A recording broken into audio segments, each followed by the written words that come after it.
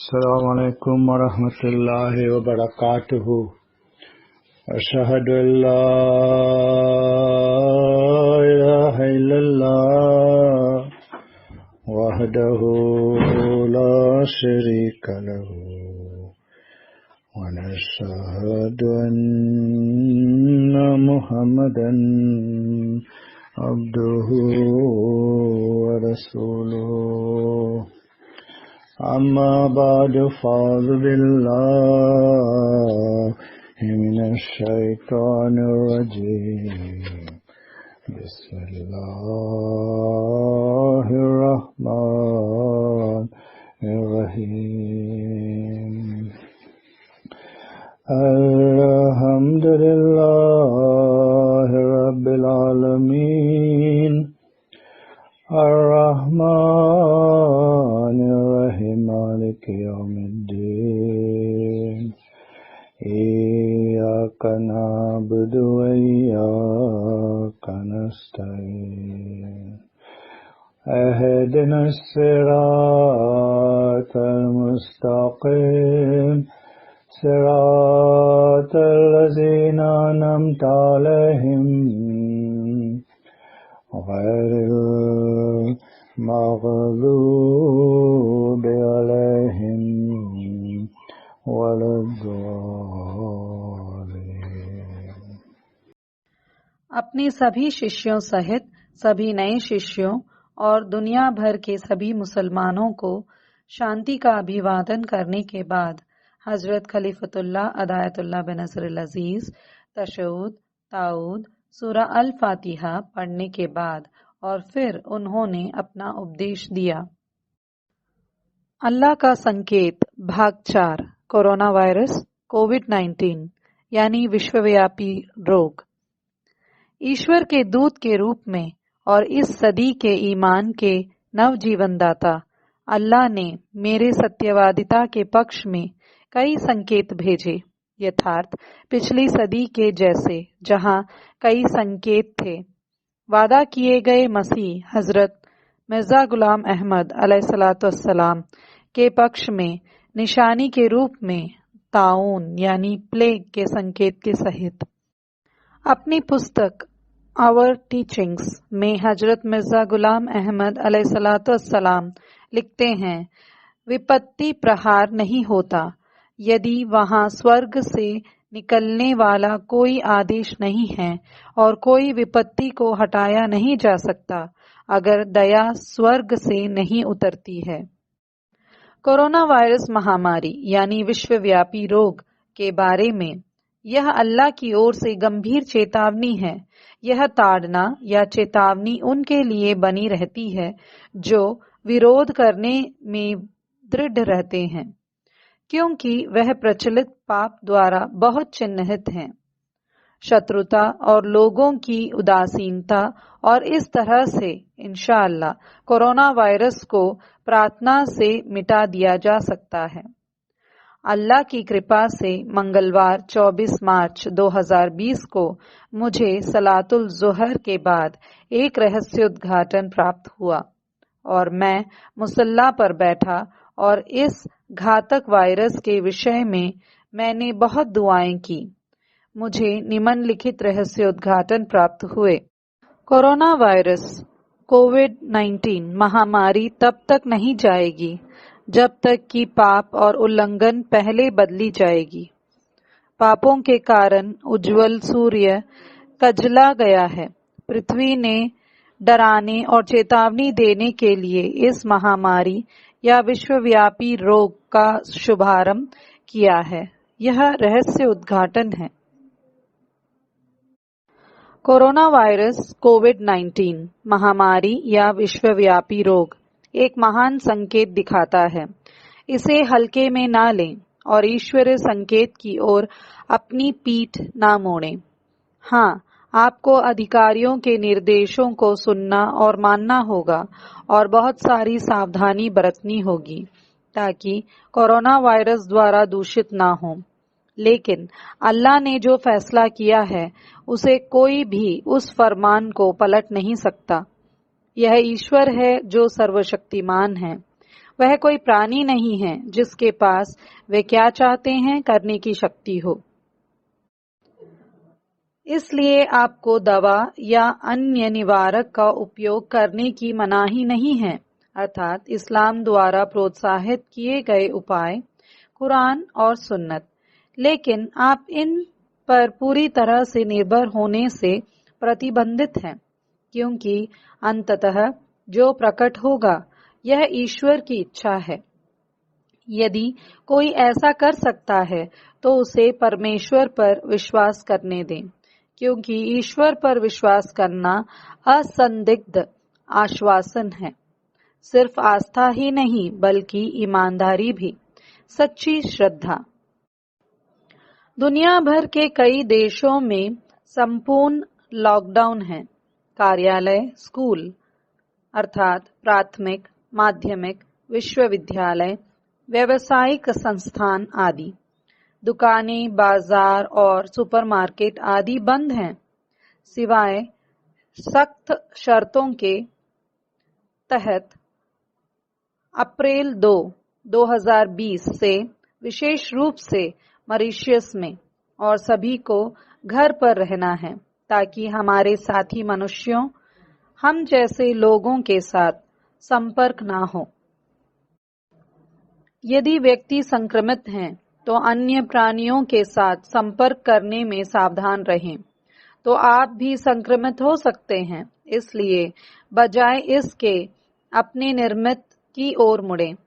ईश्वर अर्थात ब्रह्मांड का निर्माता के साथ संपर्क रखना बहुत अच्छा होता है।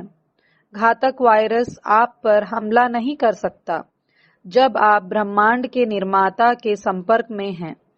अल्लाह इस घातक कोरोना वायरस को बनाएगा जो असहाय हो जाएंगे और जितनी जल्दी हो सके बाहर निकलने के द्वार को ले लेगा, इंशाअल्लाह।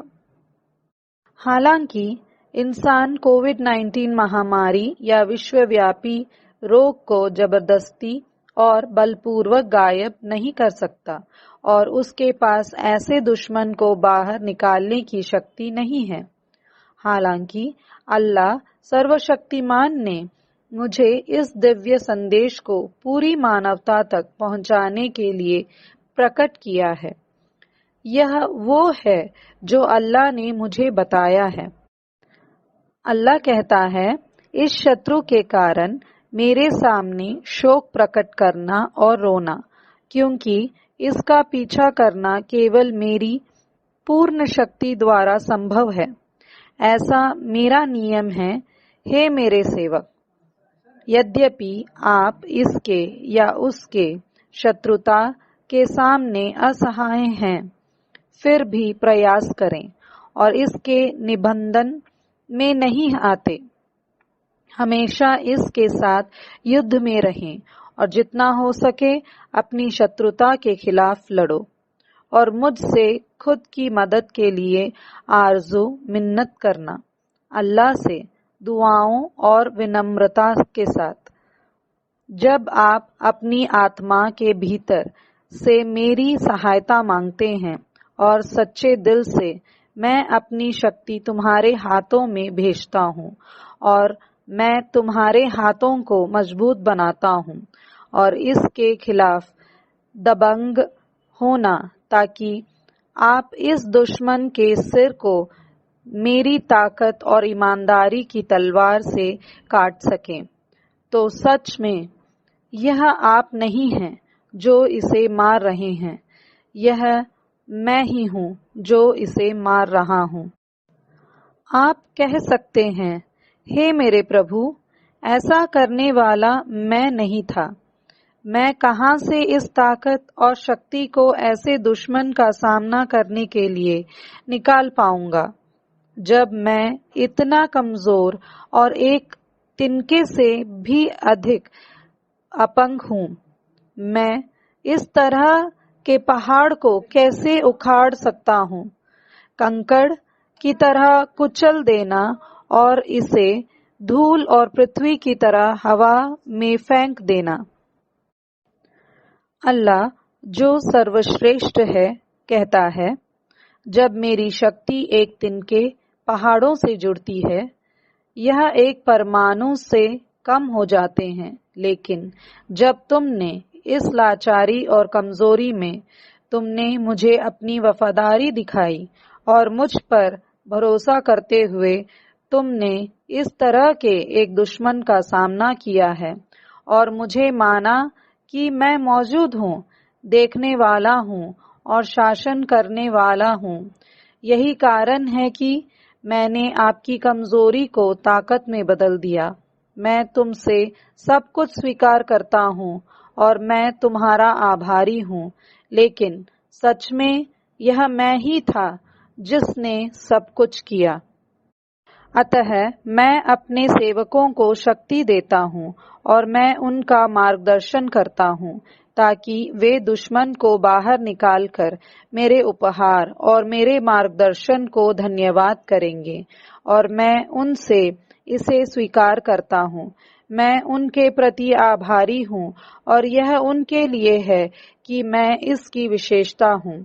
दूसरी ओर मैं उन्हें अनगिनत असीम पुरस्कार और लाभ दूंगा और मैं उनकी प्रशंसा का जश्न मनाऊंगा और 1000 भाषाओं में उनका अभिनंदन करूंगा और मैं उनके नाम की कसम लेता हूँ और जीवों पर मैं जो भी दया करता हूँ वह उनके प्रति प्यार से होगा और सभी क्रोध जो मैं दिखाता हूँ और सभी दर्द जिससे मैं विद्रोहियों को दंड देता हूँ मेरे अच्छे सेवकों का बदला लेने के लिए है, उन्हें सेवा प्रदान करने के लिए अर्थात उन्हें मदद करने के लिए।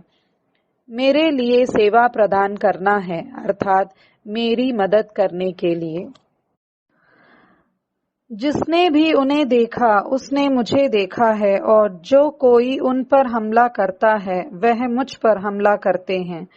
जो कोई भी उन्हें चुनता है वह मैं ही हूँ जिसे वह चुनते हैं।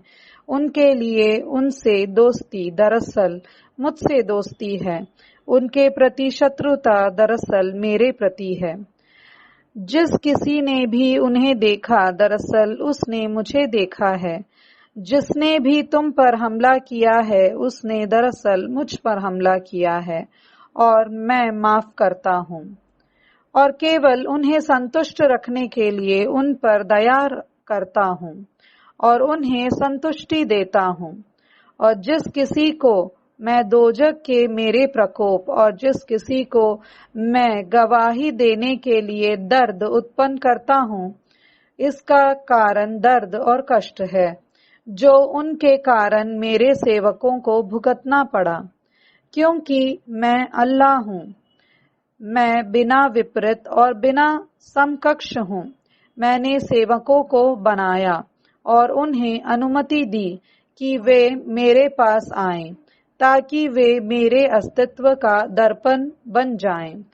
कोई भी उनके बीच मौजूद उन संधियों का वर्णन कर नहीं सकेगा, क्योंकि वहां कोई भी विभाजन नहीं है जो यह बताता है कि उनमें से कोई है जो मेरा विरोधी था और मुझसे दुश्मनी रखता था। जो कोई भी विपक्ष और शत्रुता उन पर दिखाता है दरअसल वह मुझ पर हमला करता है। जो कोई भी अल्लाह का सहचर बनना चाहता है और उसके साथ बातचीत करना चाहता है, उसे अल्लाह के दूत के पास जाना चाहिए। जो कोई अल्लाह की समिति में रहना चाहता है, उसे अवश्य अल्लाह के दूत की समिति में होना चाहिए। तो शत्रु के विषय में घातक वायरस इस सदी की शुरुआत में सर्वशक्तिमान ईश्वर ने मुझ पर प्रकट किया। यह चेतावनी सालों पहले दी गई थी।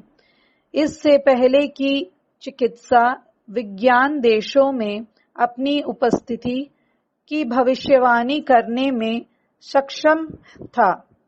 कोरोना वायरस के विषय पर बात करते हुए अल्हम्दुलिल्लाह कल 2 अप्रैल 2020 को स्थानीय समय मॉरिशस सुबह में मानवता पर मेरा संदेश 31 मार्च 2020 को घातक वायरस आधिकारिक तौर पर हमारे चैनल सही अल इस्लाम पर लॉन्च किया गया था और उस दिन 7 मौतें हुई और मॉरिशस में कोविड-19 के 161 सकारात्मक मामले थे।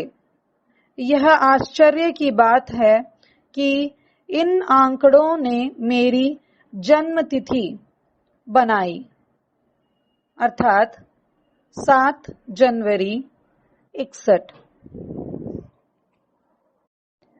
मैं इसे एक रहस्य उद्घाटन नहीं कह रहा हूं। हमें सब कुछ खुलासे के खाते में नहीं डालना चाहिए।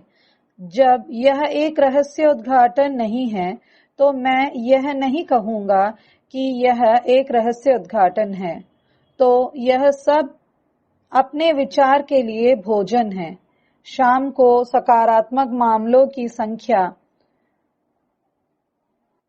169 तक पहुंचने के लिए वृद्धि हुई और संख्या में वृद्धि जारी है और यहां तक कि दुनिया भर में 10 लाख से अधिक और 53,000 से अधिक लोगों की मृत्यु उत्पन्न हुई। 24 मार्च 2020 को शाम के 5:20 पर मुझे एक और रहस्य उद्घाटन भूकंप के लिए मिला अर्थात और रहस्य उद्घाटन जो मुझे उसके बाद 27 मार्च 2020 की सुबह प्राप्त हुआ और जो मैंने पिछले सप्ताह के अपने शुक्रवार के उपदेश में उल्लेख किया है, इसकी पुष्टि करता है। इस भूकंप से पुरुषों, गांवों, खेतों का विनाश होगा और गंभीर रूप से यात्रियों को प्रभावित करेगा। एक अचरज में डालने वाली बात यह है कि नग्न आदमी के पास कपड़े पहनने का समय नहीं होगा। नाव या यात्रियों को ले जाने वाले जहाजों को खतरों से बचने के लिए मार्ग बदलने के लिए मजबूर किया जाएगा। पृथ्वी में लगभग हर जगह यानी महान मांग पत्र होंगे। खून की नदियों के पानी को रंग देगा।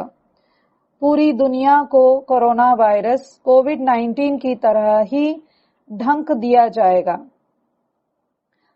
सब पुरुषों, बड़े और छोटे और सभी सरकारों को इसका प्रभाव भुगतना पड़ेगा। मैं समझता हूं कि इन खुलासों से वैश्विक आपदा का संकेत मिलता है। एक अग्निकांड दुनिया के कई देशों और राष्ट्रों को ढंक देगा। यह सच है कि खुलासों से भूकंप की बात प्रतीत होती है, लेकिन यह स्पष्ट हो जाता है कि भूकंप जैसी विपत्ति सारी दुनिया को घेरेगी, जो स्पष्ट रूप से भूकंप की तुलना में कुछ और ज्यादा है। भूकंप स्थानीय है, वैश्विक नहीं। यह विपत्ति वैश्विक बन जाएगी। यह यात्रियों के लिए कठिन होगा। एक संभावना है कि अब इसका संबंध युद्ध के साथ नहीं मगर भूकंप के साथ होगा। यात्रियों के लिए मौसम कठिन होगा।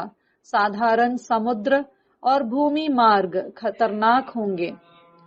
इसलिए जो कोई जमातुल सहील इस्लाम से दूर रहता है वह हम में से नहीं है, चाहे आप अमीर हों या गरीब।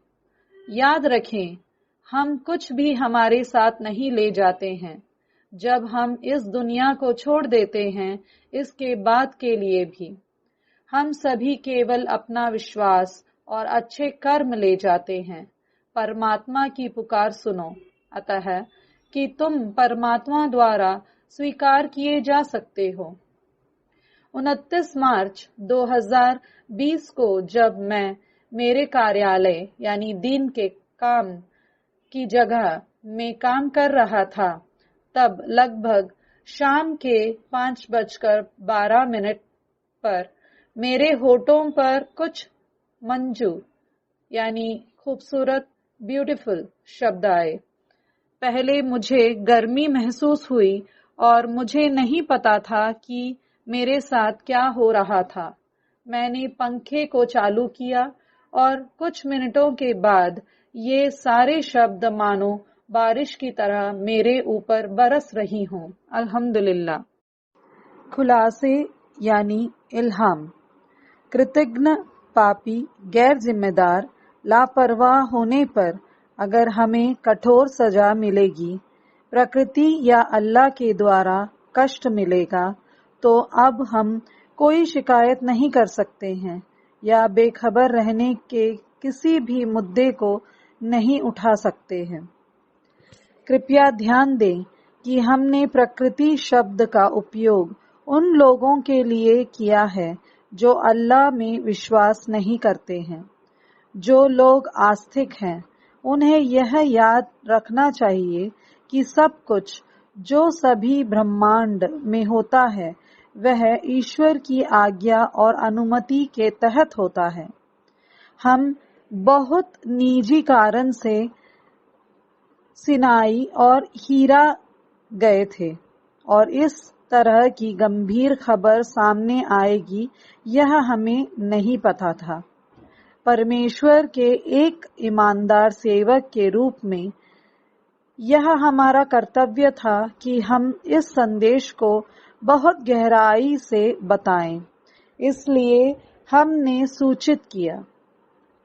प्रिय, अल्लाह हमारे गवाह हैं कि हमने बिना किसी कानून और व्यवस्था को तोड़े और बिना कोई विकार पैदा किए अपना सर्वश्रेष्ठ प्रदर्शन किया।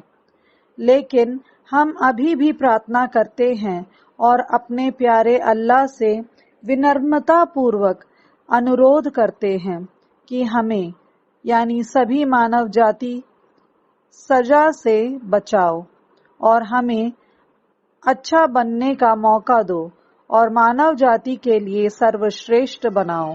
आमीन सुम्मा आमीन। पैगंबर नूह अलैहिस्सलाम और लूत अलैहिस्सलाम का इतिहास हमें बताता है कि स्थिति बहुत नाजुक है। उनकी जीवित संदेशों के साथ यह महत्वपूर्ण पुष्टि करता है कि कुछ बहुत गंभीर होगा।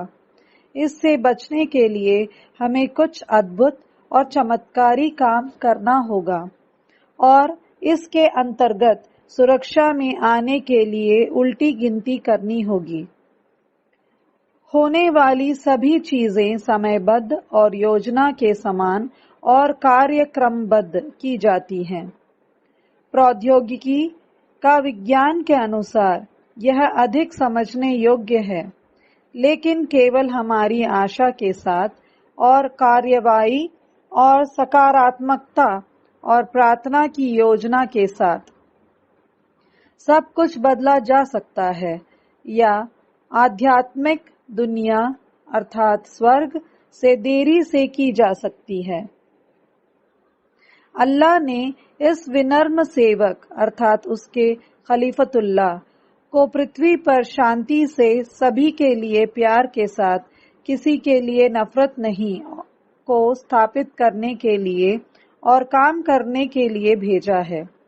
इस पृथ्वी पर हर एक व्यक्ति और हमारी पीढ़ी को शिक्षित करने के लिए, पृथ्वी को बचाने के लिए और शांति और प्यार के साथ भाईचारे को स्थापित करने के लिए। यह बहुत बड़ा काम है। दरअसल इस युग में सबसे बड़ा काम है। हे अल्लाह, अपने चुने हुए व्यक्ति की मदद करो। यह विनम्र सेवक है। आमीन। हे मेरे प्यारे मानव जाति, सुनो, आपके पास एक ईश्वर है जो आपसे बहुत अधिक प्यार करता है, जो आपकी सभी समस्याओं का समाधान कर सकता है और आपको सभी प्रकार की कमजोरियों और बीमारी से रोग मुक्त कर सकता है। तो क्या आप उससे प्यार नहीं करेंगे, सिर्फ उसकी प्रार्थना नहीं करेंगे और उसकी आज्ञा नहीं मानेंगे? तो ये सभी खुलासे एक दूसरे की पुष्टि करते हैं। यह एक तरह की सूचना की श्रृंखला है जो अल्लाह के द्वारा अपने चुने हुए सेवक और मानव जाति का मार्गदर्शन अपने सभी दुश्मन के रूपों से कैसे पार किया जाए से कराते हैं। यह दुश्मन वायरस या इंसान या शैतानी आत्मा आदि भी हो सकता है और अल्लाह ने हमें इसका उपाय प्रार्थना में और परिश्रम पूर्वक उसकी कुरान की आज्ञाओं का पालन करने में और हमारे प्यारे नबी मोहम्मद सल्लल्लाहु अलैहि वसल्लम की सुन्नत का पालन करने में दिया है।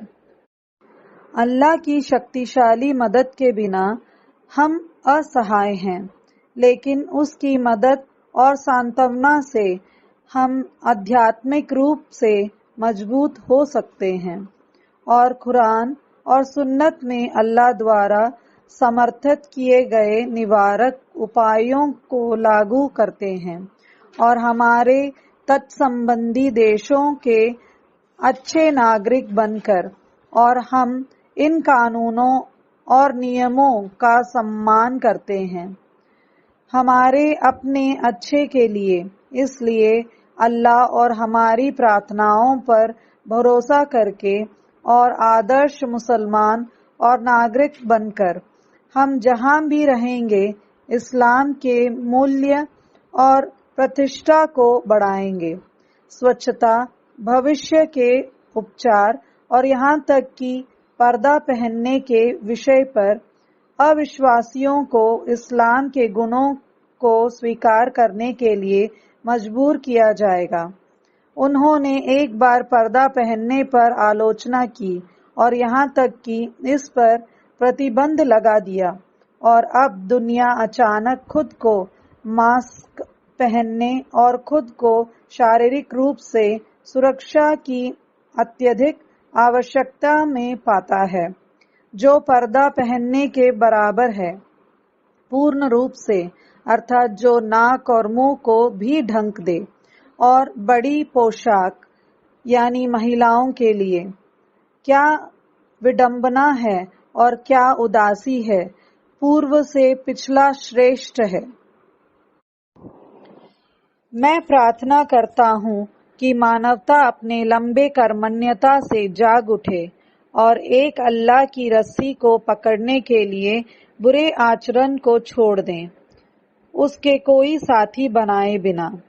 दुआओं और निवारक उपायों की बात करते हुए कल मॉरिशस के जमातुल सहीह इस्लाम के एक सदस्य ने 2 अप्रैल 2020 को एक सपना देखा जहां कुरान के कुछ विशिष्ट सूरा को सुनाने का निर्देश दिया गया। वहां लगभग 1 दर्जन से 15 कुरान के अध्यायों का उल्लेख किया गया था और उस व्यक्ति ने इन सूराहों का पाठ किया और जब भी उस सदस्य ने निर्देश किए गए सूरा को भुला दिया तब इन सूराहों का पाठ करने वाले प्रशिक्षक ने उन्हें फिर से दोहराया और फिर उस व्यक्ति ने उन्हें बेहतर याद रखने के लिए अपनी उंगलियों पर सूचीबद्ध किया। इन अध्यायों में से सूरा अल फातिहा का पाठ 7 बार किया गया, सूरा अल लहब, सूरा अल फिल, सूरा अल नस्र, सूरा अल अस्र और अन्य सूराहों के बीच 4 कुल सूरा अल काफिरून, अल इखलास, अल फलक और अन्नास। अतः अल्लाह ज्यादा ध्यान देने पर अनुरोध करता है, आइए उस पर ध्यान दें। चलिए दिल से ईमानदारी से उसकी इबादत करें और जब वह हमें इन आपदाओं से बचाता है तो लापरवाही न बरतें। आइए हम उसका शुक्रिया अदा करें, यहाँ तक कि दर्द में भी, और हमें सब्र करना चाहिए। अगर हम सब अल्लाह के पास शुद्ध और सच्चे दिल से लौटते हैं तो संतुष्टि के दिन अब बहुत दूर नहीं हैं। इंशाअल्लाह, आमीन।